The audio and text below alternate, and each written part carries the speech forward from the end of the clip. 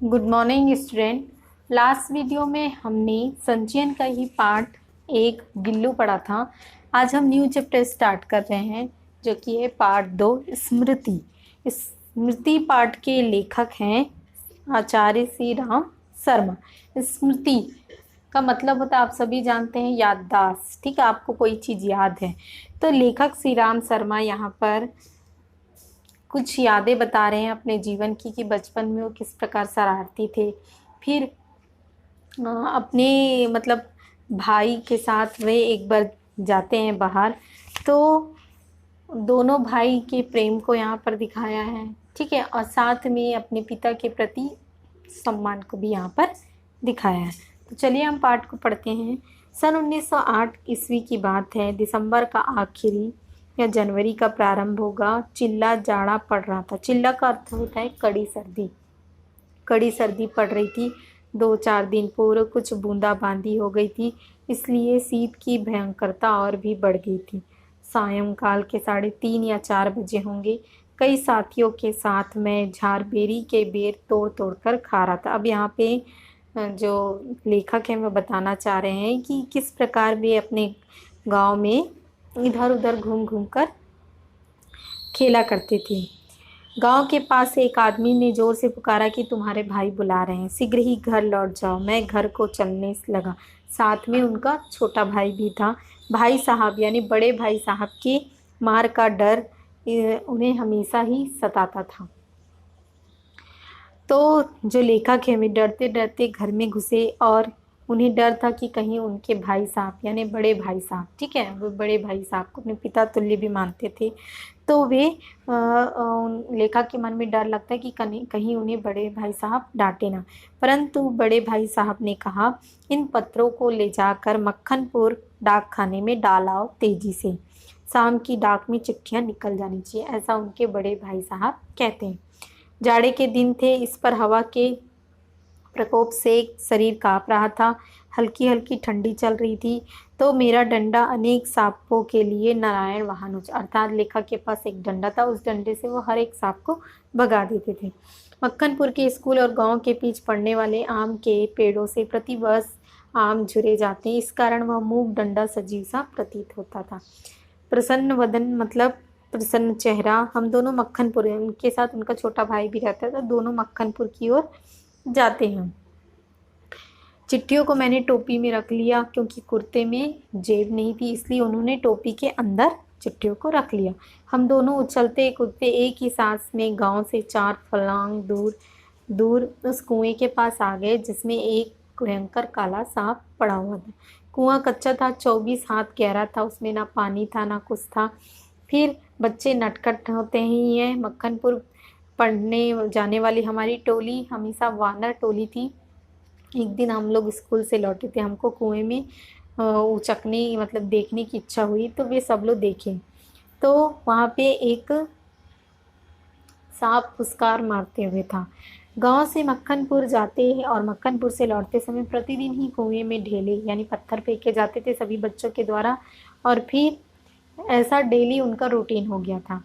फिर इसलिए जैसे ही हम दोनों उस कुएं की ओर से निकले, कुएं में ढेला फेंक कर फुसकार कर सुनने की प्रवृत्ति, अर्थात जैसे ही पत्थर फेंकते हैं तो सांप की फुसकारने की आवाज़ सुनाई देती है। तो मैं कुएं की ओर बढ़ा, छोटा भाई भी मेरे पीछे हो लिया। जैसे बड़े मृग के पीछे छोटा मृग शावक होता है, अर्थात बड़े हिरण के पीछे क्या होता है, छोटा हिरण का बच्चा होता है। कुएं के किनारे से एक ढेला उठाया, उछलकर उस ढोले को सांप के मतलब उस कुएं में फेंका तो बिजली सी गिर पड़ी। सांप ने फुसकार मारी या नहीं, ढेला उसे लगा या नहीं, पता नहीं। टोपी के हाथ में लेते ही तीनों चिट्ठियाँ किसमें गिर गई, चिट्ठियाँ जो थी किसमें गिरी, कुएं में गिर गई। अब अचानक से ही घास चरते हुए हिरन की आत्मा गोली से, जैसे कि यहाँ एग्जाम्पल बताया है कि घास चरी हिरन अचानक से गोली लगती है, तो जिस प्रकार का आघात उसे होता है, जिस प्रकार का हमला उसे होता है, जिस प्रकार वह तड़पता है, तो वो सारी भावनाओं को यहाँ पर लेखक ने बताया है। तो वैसे ही लेखक की जान भी निकल गई। फिर जैसे तैसे उसने घबराहट में के कारण कुएं में गया होगा, ऐसा मन में सोचने लगे। कुएं की पाट पर बैठे हम दोनों भाई रोने, यानी छोटा भाई और बीच वाला भाई दोनों रोने लगे। पतीली में उफान आने से ढकना ऊपर उठ जाता है और पानी बाहर टपक जाता है। ठीक है, निराशा, पीटने के भय और डर से दोनों कांपने लगे। उसके बाद उन्हें माँ की गोद की याद आ रही थी। जी चाहता था कि माँ आकर छाती से लगा ले और लाड प्यार कर ले, परंतु ऐसा कुछ नहीं था। घर जाने से लेखा को डर था कि कहीं बड़े भाई साहब उन्हें पीटेंगे। ठीक है, इस सोच विचार में 15 मिनट हो गए तो दोनों ने सोचा क्या किया जाए। तो कहीं भाग जाने की तबीयत करती थी, पर पीटने का भय था और जिम्मेदारी की, मतलब लेखा का कहना था कि एक तो पीटने का डर था, दूसरा बड़े भाई साहब ने एक जिम्मेदारी दी है, उस जिम्मेदारी से हम कैसे मुकर जाए। दृढ़ संकल्प से दुविधा की बेड़ियां कट जाती, अर्थात कोई भी कार्य करने के लिए अगर आप संकल्प लेंगे कि हाँ हमें ये कार्य करना है, तो आपका वह कार्य सफल होगा। तो कुएं में घुसकर उन्होंने चिट्ठियों को निकालने का निश्चय किया। कितना भयंकर निर्णय था। जो मरने को तैयार हो उसे क्या मूर्खता और बुद्धिमत्ता से किसी काम को करने के लिए मौत का मार्ग भी स्वीकार करे। अब यहाँ पर लेखक जो हैं मौत को भी अनदेखा करके उस कुएं में उतरते हैं और चिट्ठियों को लाने की कोशिश करते हैं। छोटा भाई रोता है। रोने का तात्पर्य था कि मेरी मौत मुझे नीचे बुला रही। यद्यपि वह शब्दों से ना कहता था, वास्तव में मौत सजी और नग्न रूप में कुएं में बैठी थी। पर उस नग्न मौत से मुठभेड़ के लिए मुझे भी नग्न होना पड़ा। छोटा भाई भी नंगा हुआ। एक धोती मेरी, अर्थात उस कुएं में उतरने के लिए दोनों भाई ने अपनी धोती उतार के उसे बांधा और उसके सहारे वे कुएं में उतरे। इस प्रकार हम लोगों ने धोतियां एक दूसरे से बांधी और खूब खींच खींच कर अजमाली की गांठें कड़ी हैं। अपनी ओर से कोई धोखे का काम ना रखा। अब इस प्रकार दोनों भाई जो है, एक बाहर की ओर, यानी छोटा भाई जो था वो बाहर था और वह बड़ा भाई यानी बीच वाला भाई जो था वह नीचे कुएं की ओर गया। कुएं के धरातल से जब 4-5 गज रहा हुआ तब ध्यान से नीचे को देखा तो अक्ल चकराई। सांप क्या था, फन फैलाकर बैठा हुआ था और पूंछ के समीप का भाग पृथ्वी पर था। आधा अग्र भाग ऊपर उठा हुआ मेरी प्रतीक्षा था। सांप जो है ऐसे फन उठाकर बैठा हुआ था, जैसे ही थोड़ा पैर नीचे रखते तो उसे काट ले। उसी के कारण शायद मुझे उतरते देख सांप घातक चोट के आसन पर बैठा हुआ था। घातक यानी कि घात करने के लिए। तो फिर दोनों के बीच में क्या होते हैं, सांप और जब लेखक एक दूसरे को देखते हैं तो लेखक कुछ देर के लिए डर जाते, परंतु फिर उन्हें चिट्ठियों की याद आती। स्मरण रहे कि कच्चे कुएं का व्यास। फिर वे नाप तोल करते हैं कि किस प्रकार से चिट्ठियों को निकाल के वे ऊपर आए। ऊपर से लटक कर तो सांप नहीं मारा जा सकता, उतरना तो है ही। थकावट से ऊपर चढ़ भी नहीं सकता था। अब तक अपने प्रतिद्वंदी को पीठ दिखाने का निश्चय नहीं किया। फिर वे धीरे धीरे एक किनारे की ओर खड़े हो गए। किनारे की ओर खड़े होने पर नीचे गिरी और सांप ने फूंक करके उसे, तो लेखक का जो डंडा रहता है वह नीचे, लेखक का डंडा नहीं, दीवार से पैर लगते ही थोड़ी मिट्टी नीचे गिरती है तो तुरंत सांप क्या करता है, फुकार करता है। मेरे पैर भी दीवार से हट गए और मेरी टांगें कमर से समकोण बनाती हुई लटकती रहीं। अब लेखक बता रहे हैं कि सांप को चश्रुषवा कहते हैं। ठीक है, तो यहाँ चश्रुषवा मतलब आंखों से सुनने वाला। देखो सांप की क्या होती हैं, उसके कान नहीं होते हैं सांप के, तो वो किससे सुनता है, आंखों से सुनता है। तो वह क्या करने लगा, जैसे ही मिट्टी गिरी तो वह फुंकार करने लगा और सांप के फन की ओर मेरी आंखें लगी हुई थी। वह कब किस ओर आक्रमण करता रहा। सांप ने मोहनी सी डाल दी और मैं कुछ देर के लिए शांत खड़ा रह गया। फिर वे चिट्ठियों को लेने, फिर उनका ध्यान हटा, फिर वे चिट्ठियों को लेने के लिए गए तो सांप क्या हुआ, उनके ऊपर आने लगा। तो उनके पास क्या था, एक डंडी था। उस डंडी से उन्होंने क्या किया, सांप को किनारे करके वहाँ से क्या लिया, चिट्ठियाँ निकालने का प्रयत्न किया। कहीं सांप मुझ पर झपट पड़ता तो मैं यदि बहुत करता तो उसे पकड़कर कुचल देता। ऐसा लेखक सोचते रहते हैं और शरीर में पहुंचा देते हैं, साथ ही साथ मुझे ले जाता। अब तक सांप ने वार न किया। अब यहाँ बता रहे लेखक कि अब तक सांप ने उन पर वार नहीं किया। उस डंडे से दबाने का ख्याल लेखक ने छोड़ दिया।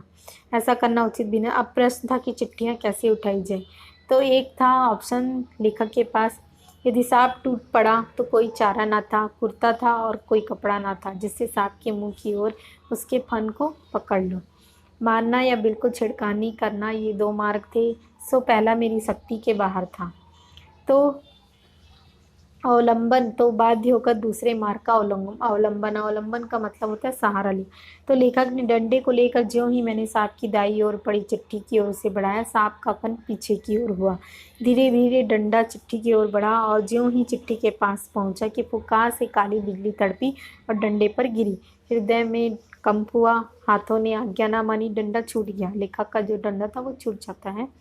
फिर वे कुछ देर के लिए शांत, उनका पाँव कँपकँपाने लगा। वह विष था। सांपों ने मानो अपनी शक्ति का सर्टिफिकेट सामने रख दिया। सांप ने लगातार फूं फूं करके डंडे पर 3-4 चोटें कर दी। वह डंडा पहली बार इस भांति अपमानित हुआ। उधर फूं फूं और मेरे उछलने और फिर वही धमाके से खड़े होने से छोटे भाई ने समझा कि मेरा कार्य समाप्त हो गया। उसने ख्याल किया कि सांप के काटने से मैं गिर गया। मेरे कष्ट और विरह के ख्याल से उसके कोमल हृदय को धक्का लगा, यानी वह भ्रातृ स्नेह के कारण चोट हुई। उसकी चीख निकल गई। छोटे भाई की आशंका भेजा ना थी, पर उस फूं और धमाके से मेरा साहस कुछ और बढ़ गया था। अब लेखक के अंदर हिम्मत आ गई थी। दोबारा उसने लिफाफे उठाने की हिम्मत की और सांप ने भी वार किया और डंडे से चिपट भी गया। डंडा हाथ से छूटा तो नहीं, पर झिझक, सहम तथा आतंक से अपनी ओर खींच लिया।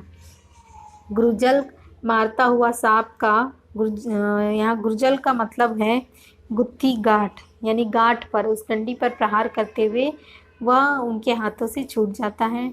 अंत में लेखक जो है किसी न किसी तरह सांप पर गिरता न बचता, लेकिन जब जीवन है तो हजारों ढंग बचने के निकालते। वह दैवी कृपति डंडे के मेरी ओर खींच आने से मेरे और सांप के आसन बदल गए। मैंने तुरंत ही लिफाफे और पोस्ट कार्ड चुना, उठा लिए और चिट्ठियों को धोती के छोर में बांध दिया और छोटे भाई ने ऊपर खींच लिया। इस प्रकार लेखक ने बड़ी कठिनाई से उस सांप के कुएं से बाहर निकल आए। यदि बीच में डंडा ना होता तो पैर उसके दांत में मतलब लेखक के पैरों में उसके दांत गड़ गए होते।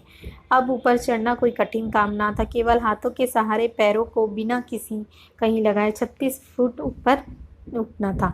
अर्थात इस प्रकार लेखक ने बड़ी वीरता के साथ उन चिट्ठियों को वापस प्राप्त किया। सन 1915 में मैट्रिकुलेशन पास करने के उपरांत यह घटना मैंने अपनी माँ को सुनाई। सजल नेत्रों से माँ ने मुझे अपनी गोद में ऐसे बिठा लिया जैसे चिड़िया अपने बच्चों को डैने के नीचे छिपाती है। डैने यानी पंख के नीचे छिपाती है। तो कितने अच्छे थे वे दिन। उस समय राइफल ना थी, डंडा था, और डंडे का शिकार कम से कम उस सांप का शिकार राइफल के शिकार से कम रोचक और भयानक ना था। अब यहाँ पे इस पार्ट में लेखक ने यह बताने का प्रयत्न किया कि अगर आप में दृढ़ संकल्प है, अगर आप में किसी काम को करने की इच्छा है, तो आप उस काम को बिल्कुल कर सकते हैं। उसमें कोई डरने की बात नहीं है। अब यहाँ पे आते हैं हम। इस प्रकार इस पाठ का यही अंत होता है कि लेखक के अंदर दृढ़ निश्चय था, इसलिए उन्होंने भयानक सांप से अपने आप को बचाया और चिट्ठियों को बचाकर बाहर निकली। अभ्यास प्रश्न में आते हैं। भाई के बुलाने पर लेखक लौटते समय लेखक के मन में किस बात का डर था? लेखक के मन में पिटने का डर था। मक्खनपुर जाने वाली बच्चों की टोली रास्ते में पड़ने वाले कुएं में ढेला क्यों फेंकती थी? क्योंकि उस ढेले में एक सांप था और जैसे ही वे पत्थर फेंकते थे तो सांप क्या करने लगता था? फुंकार मारने लगता। उस आवाज़ को सुनने के लिए वे सारे बच्चे क्या करने लगते थे? कुएं में पत्थर फेंकते थे। इस प्रकार हमारा यह पार्ट कंप्लीट होता है। Thank you.